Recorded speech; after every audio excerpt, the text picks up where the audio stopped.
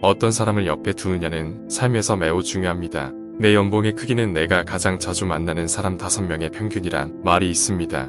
만약 비열하거나 부정적인 사람이 한 명이라도 주위에 있다면 그 사람은 반드시 끊어내야 하는 사람입니다. 그렇지 않으면 나도 모르는 사이에 내 삶은 부정적인 영향을 받고 하얀 곡선을 그리게 됩니다. 그래서 준비했습니다. 지금 당장 바로 손절해야 하는 사람 유형 2가지입니다. 1. 자신의 이익만 이기적으로 챙기는 하이에나 같은 사람. 살다 보면 이런 사람들을 꼭 한 번은 만납니다. 자신의 이익에만 몰두해서 남들에게 피해를 끼치는 유형입니다.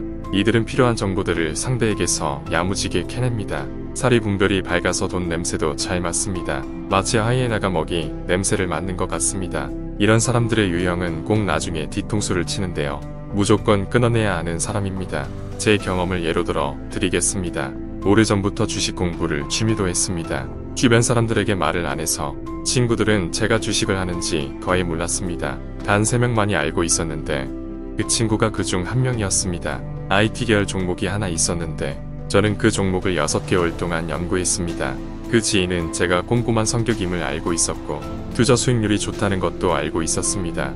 평소에는 그렇게 연락을 안 하던 친구가 제가 주식을 하는 걸 안 이후로 주기적으로 저에게 연락을 했습니다. 통화를 하면 처음에는 항상 제 안부를 물어봅니다.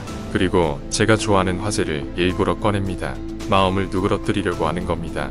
그러다가 결국 주식 얘기로 넘어가고 종목을 물어봅니다. 끈질기게 물어봅니다.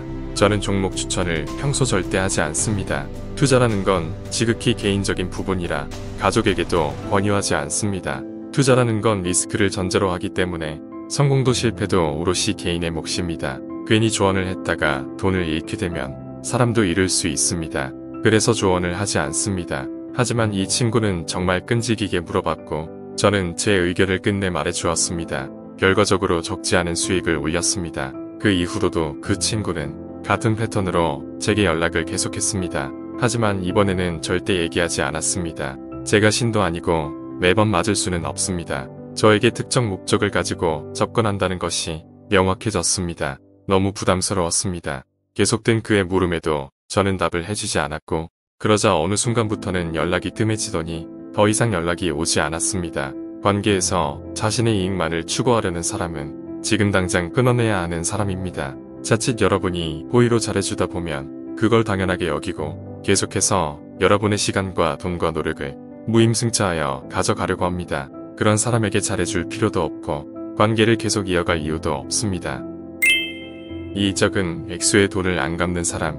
살다 보면 한 2번 정도는 지인에게 돈을 빌려줄 경우가 생깁니다. 내가 여유 있는 편은 아니지만 간곡히 말하는 지인의 딱한 사정을 모른 채 할 수 없어서 조금 무리를 해서라도 돈을 빌려주는 경우가 바로 이런 경우입니다. 큰 액수의 돈을 빌려주었는데 안 갚으면 당연히 손절을 해야 합니다. 물론 소송을 해서라도 돈은 받아야겠습니다. 하지만 정작 애매한 상황이 있습니다. 소에게 돈을 빌려가서 안 갚는 경우입니다. 소액이라서 매번 갚으라고 말하기도 그렇고 안 갚고 모른 채 있는 모습을 보고 있자니 내 가슴만 답답합니다.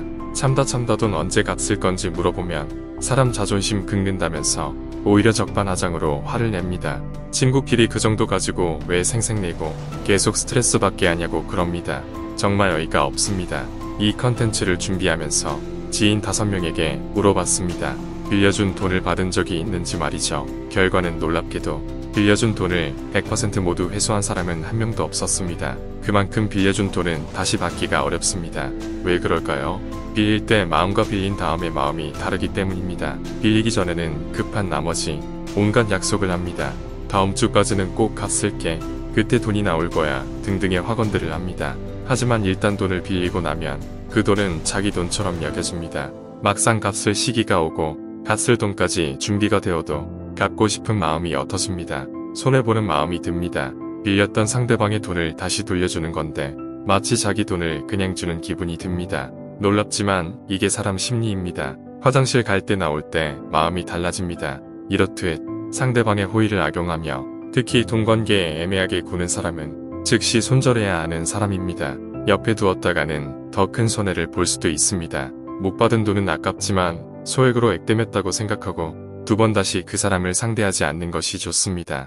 오늘은 당장 손절해야 하는 사람 유형 2가지에 대해 알아봤습니다. 잠시 시간을 갖고 주변을 살펴보시고 이 두 가지에 해당하는 사람이 있다면 당장 손절하시기 바랍니다. 구독을 하시면 앞으로 올라올 영상들을 놓치지 않고 시청하실 수 있습니다. 감사합니다.